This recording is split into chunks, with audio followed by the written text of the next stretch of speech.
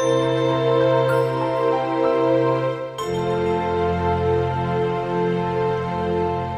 name is Sheila Margaret Finlay Dean.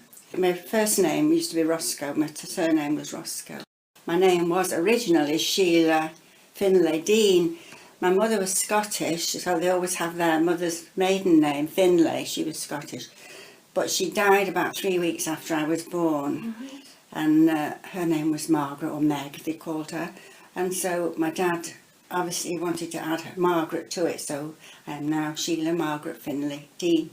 And your date of birth? 15th of April, 1936. And where were you born? In Hill Green, in a house in Brown Lane. In a house? It was 1936, don't forget. There was no NHS then. That's probably why my mother died, because there was no NHS, you know. So did a midwife come to the house? No, just the doctor. When my mother died, my father had this house in Brown Lane, I think it was number 77, and he obviously couldn't cope on his own with baby, and his parents lived here, my grandparents, so he brought me to come and live here, and then eventually they let the house out. They're in Brown Lane, so I've lived here all my life. What job did your dad have? He worked at the Cooperative Wholesale Society in Balloon Street. I think he was like a salesman type of thing, yeah. But he was eventually in the forces. In the Hill Green book, you know, of Joan Hennessey, his photo's in there, and he's got a big hat on like, when he was in the forces. So I didn't really see him through the war, you know, except when he came home on leave. And when I was 8, he was killed at Arnhem. I don't know quite what he was eventually, but he was dropping supplies. They were dropping supplies to the troops on the ground in Holland because they was in a bit of a mess. And somehow somebody must have betrayed the fact that all these planes were coming over. And he was probably in one of the first ones, and they got shot down. And he's buried in Holland in Arnhem Cemetery. But he's on our war memorial. Oh yes, he is, because a few years later, my grandparents, who I live with here, I always called her my little mum. I always called her my mum, because I'd never had a mum. And my grandpa. And they came to ask her if she would like his name being put on after a few years. It used to be in a different place, a war memorial, this side of the road, you know. Yeah. And she said yes, she'd have it on.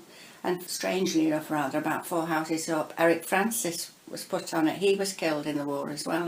That lady's son, Eric Francis. So when you lived here with your grandparents, did your granddad go to work? Yeah, he worked at the co-op in Balloon Street, and he was a commercial traveller. He didn't have cars in there. He did have a car at one time, and a driver that drove him around. Then eventually they stopped having a car, and they had to lug his case on the train when he went to these, not to houses, but to other firms, you know, yeah. And little mum stayed at home? Yes, she did. She brought me up. Bless her. She must have been 50 odd when I first arrived on the scene, because my dad was her son and she had a daughter, but I think she was already married, but she doesn't live at Brooklyn. She lived at. So yes, they'd done the share. My little mum and my pa had done the share, bringing kids up. Yes, it was sad. I remember we used to play out in the road, all the children, you know, they'd congregate around, and it was a worrying time for my little mum, more so, I think.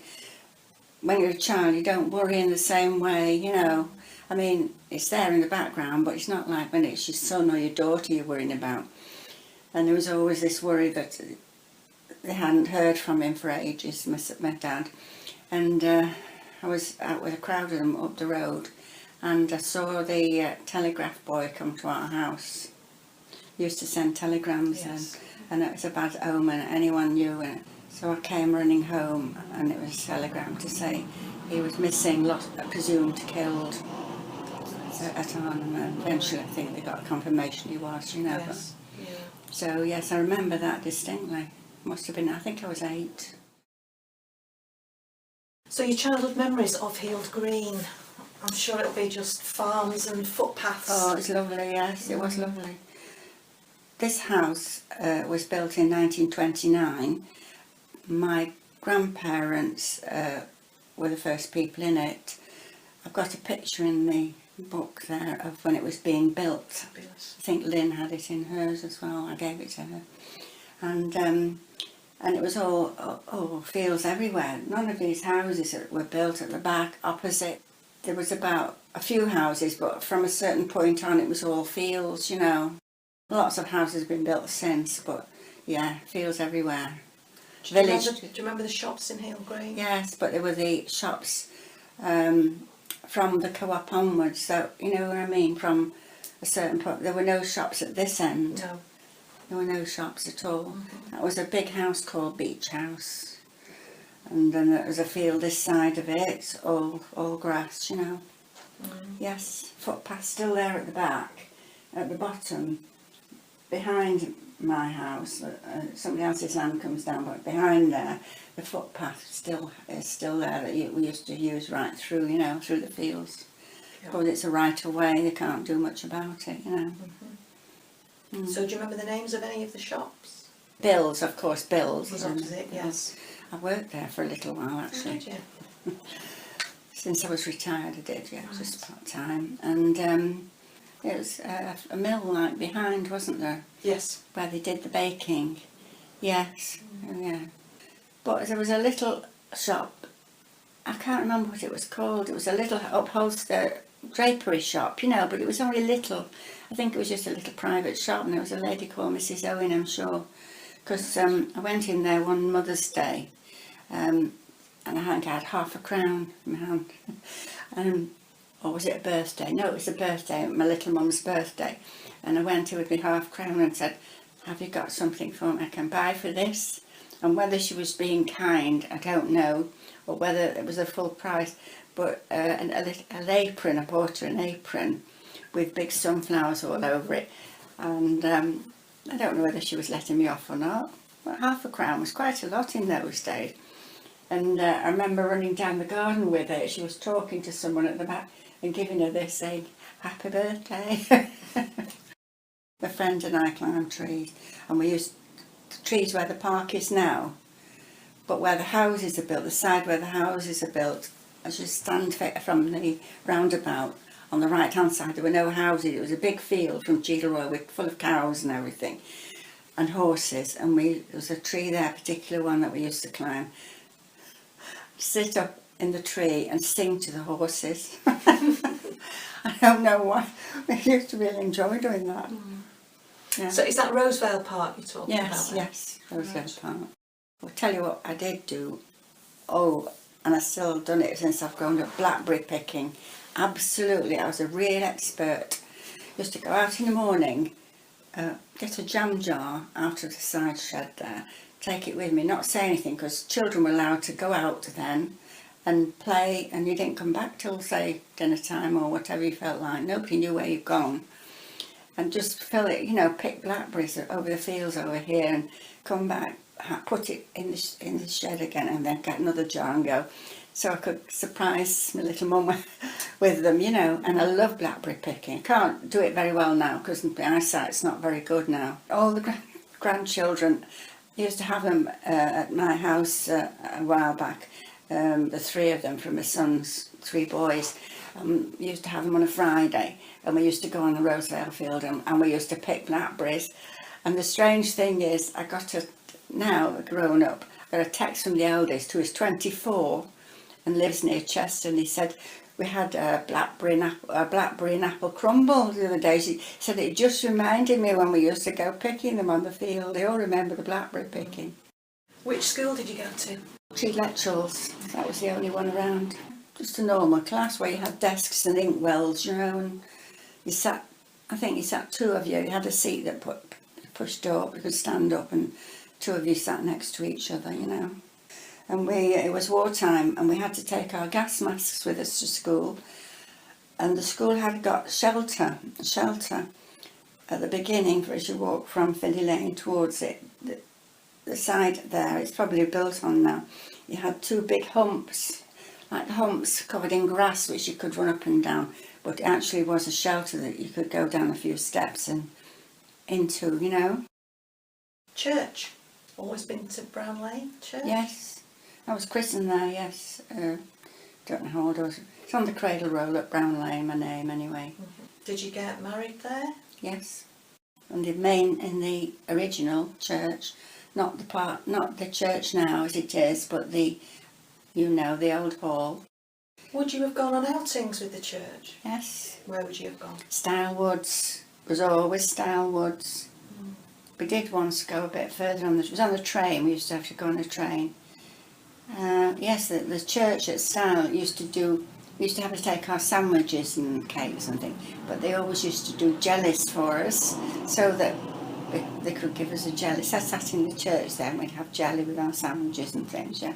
We used to do sports, there's a field next to it, there was, and it was a sports day, sort of running races, and egg and spoon and things like that, you know.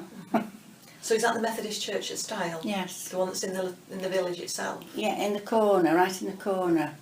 Did you go to the youth clubs at Brown Lane? Oh yeah, I went, my friend and I had a really good friend called Anne Taylor.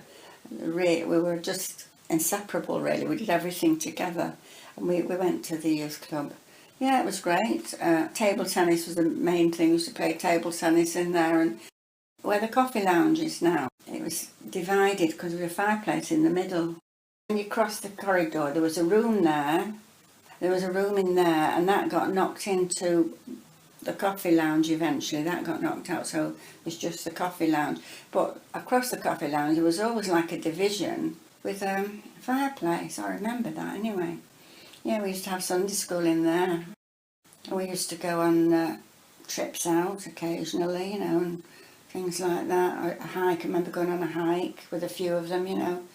My husband came with us once, but it was before we were married. And yeah, we walked a few miles, you know. We had to go on a train, always had to go to Stockport. I think it was Tiviotdale we used to go to. I don't think it's there now, actually. And get the train up to Chinley or up that way, you know. How did you meet your husband then? A blind date. Really? I went to Moseley Hall Grammar, as it was then. It's knocked down now. It's where the swimming pool, It's where the village hall is, a village hotel is now, yeah. It was a lovely building, lovely. It's such a shame. It was all wood, you know, and wood pillars and carved and big stained glass windows. You went upstairs and then it divided again up each way, you know. It was really sort of, I think it belonged to somebody famous. Like a stately home, sort of almost, wasn't Was it? it Like Sir Roswell? watching- My mother used to tell me it was Sir Roswell Moseley, I don't know. Could be. Whether it Well, belonged to him, because there's another Moseley Hall in Cheadle. But this one, anyway, it was a co-ed school. I went to 1940 something, scholarship, you know, to get there and all that. You had a scholarship? Well, you had to pass for grammar, yeah. But I didn't think I'd passed, and Broadway was the other school that you went to if you didn't pass. And my friend and I, we hadn't heard anything, and we presumed we were going to Broadway, and I think we actually went to look around. And blow me, a couple of weeks later I got this letter to say, oh, you got through. I think someone must have refused the place. I must have been the next on the list. So we just went to separate schools, which we were sad about really, but yeah. I had a best friend at Moseley Hall.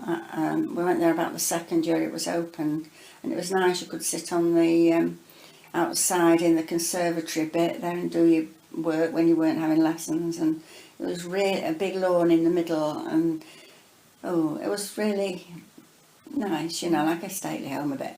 And I had a best friend there called Gina, and we went all the way through school together, and we were friends ages after we went on holiday together. And we used to go to each other's houses. She lived at Hazel Grove, and she'd come here and stay the night one weekend, sometimes now and again.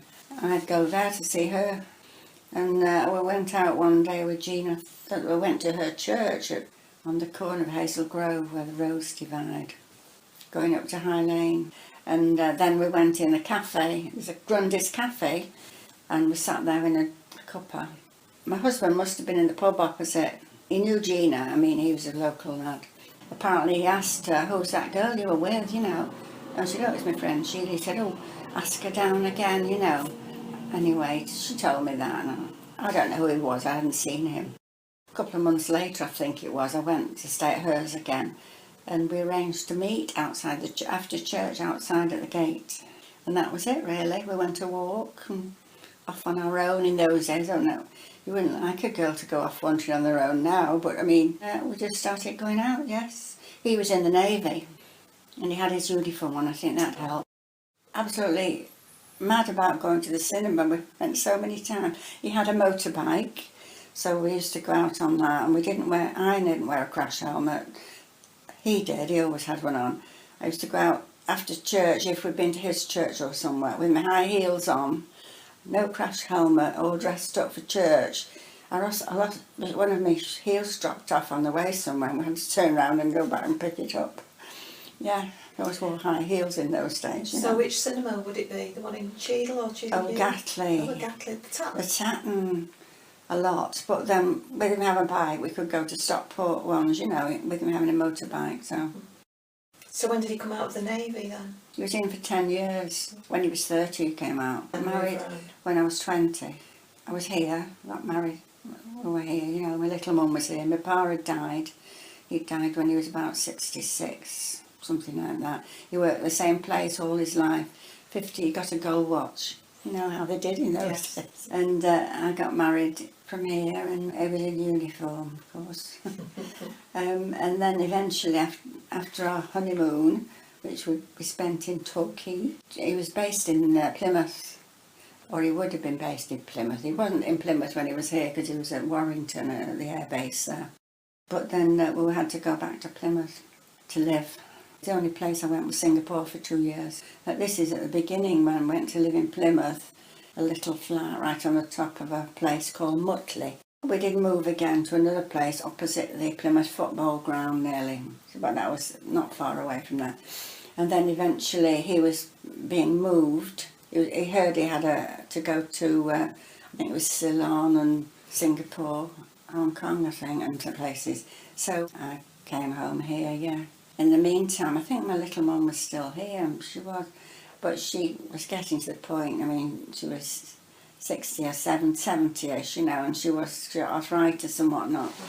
So she wasn't going to cope much longer on her own. So my auntie, who is her daughter, lives at Brooklyn, Sale, said she's to go and live with her. So of course this house was empty. And I came to live here for 6 months. And then eventually I had to go to Singapore. And lived on a naval base? No. Hirings, they had hirings where you could live outside, or David sorted it out. It was like a bungalow, you know. Serangoon it was called. Right. Serangoon Garden Estate. We had an armour to do the washing and things like that. I think she could have done the cooking, but I did the cooking. We lived in 3 different places. We had to move in the same area, but we had a dog that somebody who was moving in the Navy and was having to go to Australia, he'd got this dog and he was either going to have to be put to sleep if he couldn't find anyone. So we got Hennessey, who we brought home with us eventually. Did you have any children out there? Yes. My daughter was born in 1960 in the British Military Hospital there. We let this house while we were in Singapore for 2 years because we knew we were away for 2 years. And then it had to be let again because we then had to go down to Portsmouth and to Plymouth Hoe. And I had my daughter then, yeah, she was a little girl. And while I was there, we got pregnant. And eventually we had to move from there back home here. Stayed with my auntie for a while and then went back now to Portsmouth. Where I got the baby as well, and yeah. So he was born around Portsmouth in a place called Stubbington. Born at home on Christmas Day. It was really bad. I don't even remember the year, 1962. It was terrible weather. It was a really bad snow. Everyone was snowed up for weeks, months. And down there it was really bad. All the pipes were frozen, and the dog's water in its bowl in the kitchen was frozen. Milk and magnesia in a bottle, I just picked it up and the whole lot came out frozen. It was really, really bad. And this was, he wasn't due till January. Flipping out Christmas Day, we got my daughter, my little girl Karen, And I was cooking the dinner, and I remember lifting it out of the oven and thinking, oh, was that a pain? Was that a twinge? Anyway, it was. It kept on. I didn't say anything to my husband.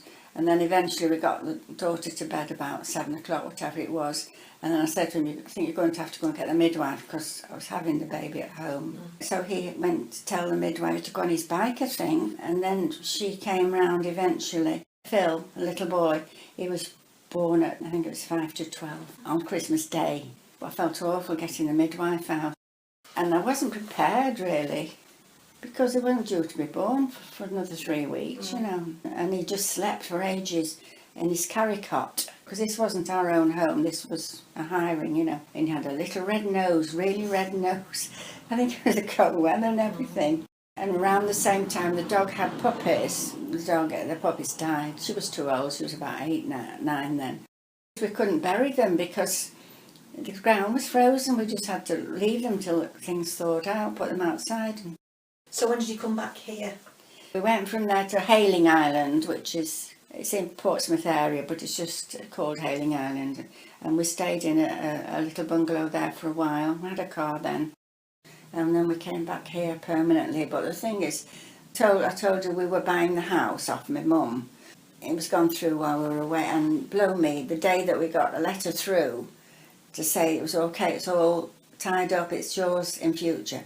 My husband, who had been trying to buy himself out of the Navy, had heard, no, you can't be bought out, you've got to finish your 10 years. So anyway, eventually we came back here. So if I said to you, what were your luxuries were? Not really. You only had 2 or 3 dresses in those days. Shoes, I think, were nice. If you had little patent shoes with straps round, you know. And I remember I had a bagatelle bought me for Christmas once. I loved it. I've got a picture of me somewhere, I don't know where, playing this bagatelle, but it wasn't the sort where you pull a handle. It had a little wooden stick, and you hit the little metal ball, and it went, you know, count up the numbers. Yes. And Christmas used to get the usual, like everyone, an apple, an orange. And one main present. Yes, that's right, one main present. But then you're quite happy with it, because there weren't bananas round then. And I remember having to queue up for bananas in Heel Green, the shop that is Neil Avenue, sorry. Yeah. It used to be the co-op. Yes, that's right, and I used to queue up there for bananas. The news got round Heel Green, the bananas are in the war. We were very lucky though, this garden, had 2 big apple trees, an eater and a cooker. A few of the little ones that we didn't use, they were dead sweet, James Greaves apples they were. And I used to take them to school, and I was always giving them out because we had so many. And then my little mum, she used to make she's very good, she had been a confectioner previously, and she lived in Moston when she was young. She was a really good cook, you know, egg custard, she could make all these vanilla slices and all that, you know. And we had all these apples, and she used to bottle apples in the autumn so that we had apples all winter, you know. Pa was mad on tomatoes. He used, in the greenhouse, used to grow tomatoes galore. We always had loads of tomatoes, and he rented that piece of land that comes from Brown Lane, a little piece of land for an allotment. So we always had onions and runner beans and everything, because he had that allotment, you know. Never starved. We didn't starve. We didn't get much butter. Like everyone had rations. Yeah, I used to pick out the butter from the mixed. She used to mix the butter and the margarine together, and I could tell the butter different colour. What about holidays? Would you go on a holiday anywhere?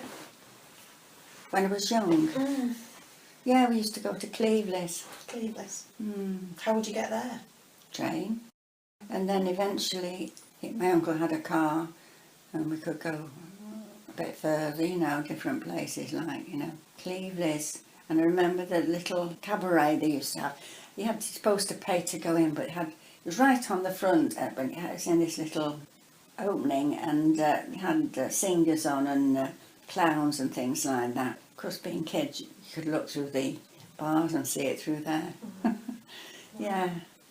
And I remember once seeing a whale in a garage there. Someone, it must have been washed up, and it must have preserved it, and the length of a garage. It was up high up somewhere, so you could just look at it, you know. And I remember going for milkshakes. My pa used to take me for strawberry milkshakes. Ooh, I still love strawberry milkshakes. Well, I did my A-levels. I got 3 A-levels, got English, French and Spanish at school. And I wanted to do something with languages, but I hadn't gone to uni. I wanted to go to work. I had enough learning, and it wasn't far enough really to do language. I did actually. I worked as a shorthand typist then. I trained at St John's College for 6 months, that's all. Shorthand typist. Went into offices after that. One of the offices I went in, I was able to take shorthand down in French and Spanish, but it was a lot of it was a case of me remembering, you know what I mean? It wasn't easy because I not learned to do it in that language. And then eventually, about 3 places in Manchester that was, and then I worked at Henry Simon's on Cheadle Heath, and then as a shorthand typist. When I worked like that when I was in Plymouth and whatnot, on temporary basis. Since the kids have grown up, older, I've worked at the computer centre at Wythenshawe. That was Barclays Computer Centre. It's not now. Part-time for a few years actually, but it was so boring. You're sitting there like typing numbers, and it was very, very boring. And then eventually I got a job at the job centre there, Wythenshawe Job Centre, and I was there for 10 years. And this job came in, and I thought, I fancy that. I should never have done it really. It was working for a detective agency, and I thought, that sounds really exciting. Gave up the civil service job, which pays a really good pension and everything, but I've had enough by then, interviewing people about jobs, and went to this place. Well, it wasn't my cup of tea at all. It was mostly people that owed money to banks and things, and there was you had to tell a lot of lies, and I couldn't do it. And in the end, I told the bloke that I couldn't do it, and he understood. I mean, I also did some typing there as well. He said, well, I can't keep you on if it's just typing, so what do you think? You'll have to do it all. I said, no, let's call it a day. The pair of us, we came to a mutual understanding. It wasn't me at all. I worked at Bill's and after that for about 6 months, then it closed. And then my last job, Wythenshawe Garden Centre, I worked there for 10 years, 3 full days a week. I loved that, that was lovely. It wasn't like work. I thought, it's not like work there, you're not wandering around, watering the plants on the till, you know, it was just lovely. Wilmslow. Oh, Wilmslow. Wilmslow Garden Centre. Wilmslow, yeah. It was lovely there. We're a nice bunch of people, you know, and I was there for 10 years, so, yeah, and then I decided, most of my friends had gone and decided to leave because I got a new manager and things weren't the same. And I thought I was about the only one left there, and I was about 62 then, I think. And I said, I think I'll call it a day, so I finished there then. So going back to your children, what schools did they go to? My son went to Moseley Hall, but the new boys' school. It was a boys' school near Cheadle. That was Moseley Hall. Next to Cheadle Grammar? I guess so, yeah, I can't remember. Karen went to Kingsway. When they were little, they both went to this one here. Prospect Vale? Yes. Dr. Shires, is it? He came to our house when I was about 17. My pa died, grandpa, like, sitting in a chair there. You know, it must have been a heart attack or something. My little mum came in, and it was a shock for her, you know. I was in the front room as it happened. I had to phone a doctor to come, you know, it was at night. And we didn't have phone. We didn't have phones in those days. But the lady next door ran round to, and she had a phone, and she was very kind and phoned for me, you know. I think I was 17 at the time, and he came here. He was from his house, and I think he lived near Outwood Road at that time. I went to the clinic when it was sort of established, and we had a baby clinic in the church, in the kitchen, where the kitchen is, at one time, to weigh them and whatnot. Well, have you had any dealings with the airport at all? Have you had any tiles come off your roof or anything? We had triple glazing put in when it first started, you know, when it expanded. Cause yes. When I was young, we used to ride on our bikes, my friend and I, and go and have a coffee. And it was just one building, the one first building. So you got the grant from the airport to put your triple glazing in? Yes, that's right. Was that the one with the extra set of windows, Yes, those yeah. heavy things? Yes, we've still got one of those left in the upstairs bedroom. We left it in there because it cut out a bit of sound, you know. But they were all right, but a bit scruffy looking, you know. They're hard to clean as well. Yeah, flies always get inside them. Well, you just have to accept it. I mean, they come right over here, the planes. I mean, nothing's happened. Since COVID, it's been dead quiet. It's been lovely, hasn't But it? I mean, when it's a hot, sunny day, really sunny, they all take off this way, which is much worse, you know. Like you're out in the garden, having a sit in the garden, it's very noisy. And they come in at night, I've noticed lately, it's quite a few coming in at night. I don't go to bed till about midnight, so they start coming in about that time, you know. I don't know whether they're bringing people back from Afghanistan or different places or what. I don't particularly like them. Sometimes when they have to rev up again, I don't like that noise because you think, oh, is it going to come down? Dogs, had 4 dogs, that's the last one. That's Pip.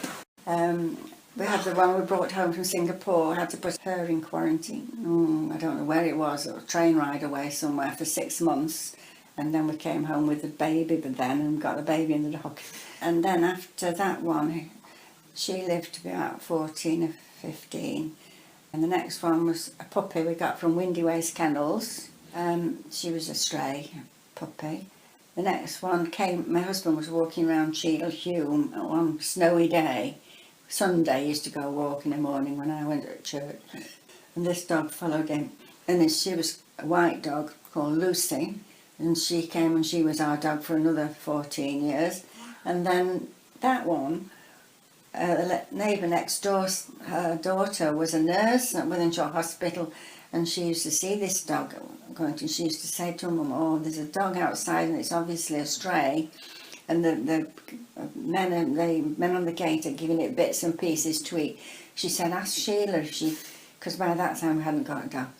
So she asked me and I couldn't resist. I hadn't even seen the dog. I said, oh yes, all right. My husband said, no, we don't want another. We've had 3. Anyway, I said, well, I do. And he came on, he was lovely. I didn't know what he looked like, but he was lovely. He was older there, a bit older, but it was a gorgeous little dog. So, oh, it was lovely. So did you have pets when you were little then? No, that's what I think made me like dogs so much. We used to have, I used to sit on the step, apparently, this is what I'm told, the front door, sit on the step, and there's a dog used to come from the avenue up there. They used to let dogs out in those days, they didn't bother to keep them in, you know, wander around Heel Green. And there was one that came, and it was called Mickey, and it came to our gate, and it used to stand there. I think my little one had given it something to eat at one time, and it was a real mongrel. We got a brown patch over one eye, one blind eye where it had bumped into a car, and it used to come and for tidbits used to give him things at the gate. And I was told, I love dogs, I used to sit on the step and she'd tie a piece of string from his collar so I could hold him, obviously not nothing strong in case he pulled me over. I think that's why I like dogs so much. I love dogs. When we lived in Singapore for 2 years, I worked at the RAF base there in the offices, you know, headquarters. And so I got home, had an armour at home that she greeted me at the door, and she said, Missy, Hennessey puppy. I mean, 8 puppies under the bed. But fortunately, you don't have carpets in there. It was just concrete floor that they wash over. She came, oh bless her, she'd had 4 puppies. She came out from under the bed, jumped up at me because I'd come home, went back and had another 4. One of them had died, but we had all those puppies together. I think we gave them to friends and things, I can't remember now. Lovely little puppies, all that many. And then the next time she must have got caught, we didn't let her loose, but something must have jumped in the garden and got it one morning. She got a brown puppy. And we kept her in the part where the wash basin was and the toilet and everything. It was all concrete because we thought she was good. She had 8 the time before. God, not another. And anyway, this time we kept her there for 2 days and she didn't have any more. She only had the one brown puppy. Eventually we got a spade, but she was about 8 by that time. So Sheila, we're going to talk about the wartime. And I know you've got air raid shelter in your garden. Only the base of it. No, Only the base. So can you describe it to me, what it looked like? It was brick built with a concrete roof, flat roof. I know occasionally when there was a big bang, my pa used to put his hands up as though he thought the roof might come in. Wouldn't have helped. But, yes, and you went in the entrance, had a door at this end, at one end, and then you sort of went in there, and they got a couple of bunk beds in there. It's big enough to have bunk beds in. But you didn't go downstairs to it? No. It was just inside the building? On the surface, yeah. Right, okay. I don't remember an awful lot because I say I was only about 3 when the war started, and yeah, we used to, if there was a siren, apparently I used to get taken out of my bed, you know, put in a siren suit as they call them, like which is a onesie. I had a navy blue and I remember that. Taken down the garden, and we stayed there until the all clear came. My great grandma lived with us 6 months of the year. She lived 6 months here and 6 months with her other son who was in Hill Green, and she never used to want to come down. I mean, she'd be 70, late 70s, but you know, she didn't want to come down. It was hard work and all that. But I remember one night in particular, we were in the air raid shelter and there was this tapping coming down the path. And it was my great grandma. She was a bit frightened her so much being on her own in the house. She'd come down and she got stuck in the rose bed, which is just near the greenhouse. Just there.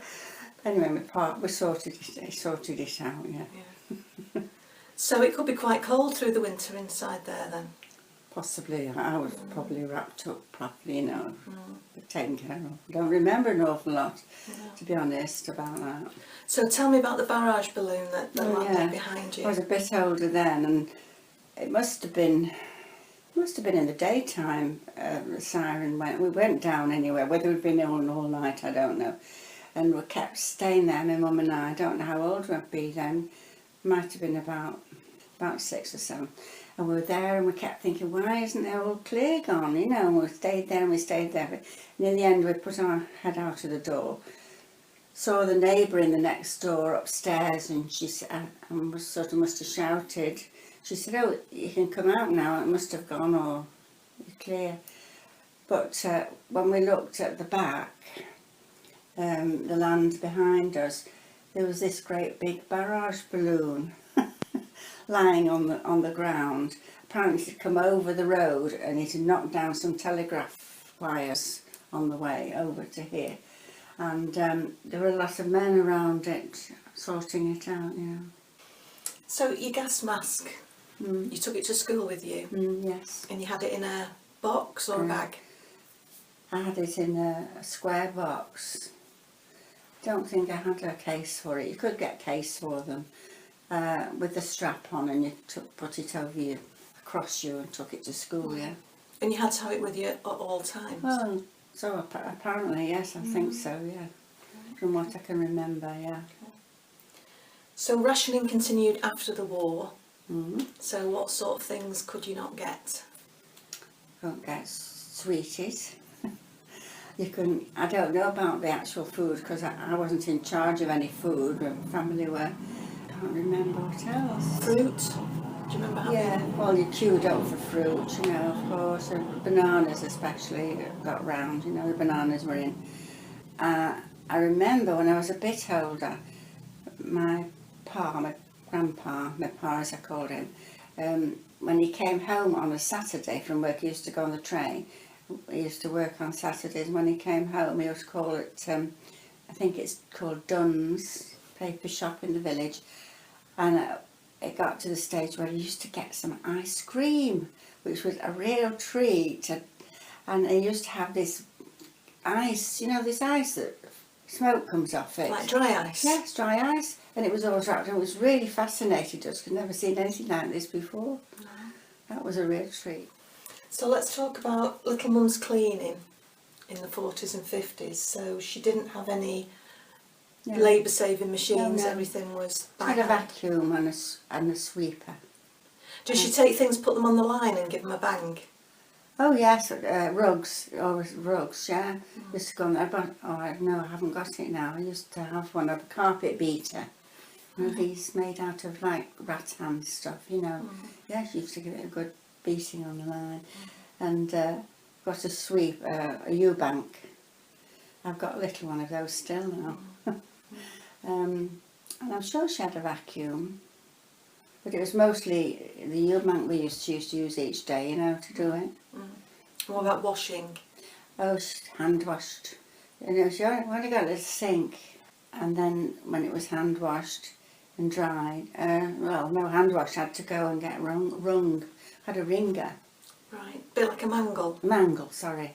Yes, and the sheets had to be folded first and had to go through straight, you know.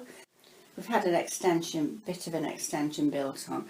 In those days we didn't have the brick-built extension, we had like a wooden extension. It was perfectly waterproof and glass and all that, but it wasn't brick-built, you know. And so that the mangle used to live in there. And yes, it had a handle and you were turning it, and I think I used to do a little bit of a turn of it sometimes. Probably enjoyed it, you know. And what about your fire then? Big open fire? Yes, had an open fire, coal, and it was called a bungalow range, and it was black metal. The big oven at one side that Mum used to cook rice puddings in. At the fire, at one time she used to cook on the fire. She had a bar that came down and had a big pan, and she cooked things like soups. Yeah. We took some cleaning then? Oh yes, well she blackleaded it. It was metal, and it was like shoe polish almost, you know. And it had this big oven at one side and there's two small ones on the top, over the top of it, like, and then the fire next to it. And the two top ovens used to put things like wood in it to dry, and it used to smell quite nice, you know, drying, to burn on the fire and things as well. So you had a coal man? I think he was obviously someone from the village. I can't remember the name. Probably Fitches. Yes, probably. Did you have a coal bunker out there? Yes, here, just here. And whenever the coalman came, my mum always used to count the bags to make sure they hadn't cheated, because I don't know whether she'd once been cheated, but you know how many bags we had. And used to come round here with it on the sack on the back and tip it into the coal bunker, yeah. And very hard to start fires in the morning. Yes. There was a knack. Newspaper, I think, or something used to fold up. And twigs. I don't know if they used firelighters or not. But coal fires were better than this smokeless stuff. It got going better, yeah. Oh, and then of course it had to be cleaned out every morning, thing underneath all cinders. And our road in those days was not concreted. It was unadopted, as they call it, and it was just, there were holes all over it, puddles all over the road, dips in it, you know. And a lot of people, I know my mum did, used to get the cinders out in the morning and take them out and throw them in the holes to fill them up. And you didn't have a fridge? Oh no, had a larder, still got it. Keep thinking whether to have it made into a downstairs toilet, but I've never got round to it. So what would go in there? Your milk, bread? Yes, milk, anything, yeah. But shopping constantly then, because you've got nowhere to keep anything? Yeah, well, tin stuff, a lot of tin stuff. And Mum used to bottle, we had loads of apples, and in the winter, well, in the apple season, and of course you can't eat them all at once. Then when it was getting later on, just in the spare room, the little room, she'd have a newspaper all over the top of the bed, and she'd grease the apples with Vaseline, and they were in there kept as many as she could for in the winter, and it used to smell happily, you know, in there. Well, I mean, the skin started to get a bit wrinkled eventually, but it did keep them going quite a while, and then she could cook them, you know. Pa was dead good, very good on growing stuff, you know. He was a very keen gardener. The garden was lovely. We had roses. We had along the fences. It was like roses growing up fences, you know, and it was really lovely. Morgan Farm, yes, I remember that. And I remember the girls, friendly, quite friendly with her. So Marion, she was called. Marion Livesey, yeah. And she had family. I don't know if she had any brothers or sisters, but she was sort of a little bit older than me, I think. On the right-hand side, there was that electricity boxes at this end, and there were no other houses on the right-hand side. It was a field going right down. In fact, the electricity box might not have been there. It was a field all the way down. It'd have horses in it. And then the farm was right at the bottom, where there were no houses, right at the bottom. The bungalows on the other side were there. And what about the farm at the back of you? Can you remember that one? No. You know that little, the road that's off Peakdale? And on the right there's a little road. That's where the farm was, I think. I've got a feeling there was a few lads there, and they used to shoot air guns sometimes. We got an air gun pellet in our window here, which is a bit dangerous because it could have hit somebody. Yes. And of course those were all fields behind. There was no houses, that was just completely fields, and they probably thought it was all right to shoot because it was fields, but it came and hit our window, you know. Didn't actually break, it just made a splatter. Horses in the fields at the back, of course. Cornfields, yeah. But one of the best things was, every now and again, the ice cream man used to call, and he was on like a tricycle with a big tub in front with the ice cream in, and he'd ring his bell, you know, so we'd get an ice cream. And once in a blue moon, we'd get little Frenchmen on bikes coming around with bags of onions, rolls of onions from France. I mean, all that way, and they were French. They got French accents and everything, and they came around selling onions. Well, tell me about the Electra now in Cheadle, Oh. the dance hall. I went to the Electra with my friend, and I don't know whether it was a film. It was over 16, I think, because we thought we were quite grown up. The lady behind the cubicle, she said to us, "How old are you?" And we said, 16. She looked at us and she said, "What date is your birthday?" And we couldn't answer. It threw us that. We weren't prepared for that. Not good liars, obviously. And she was cross-eyed, and she was looking at us, and we couldn't tell which of us she was asking. So you didn't get in? No, we didn't get in. No. Didn't get in. No. Fab.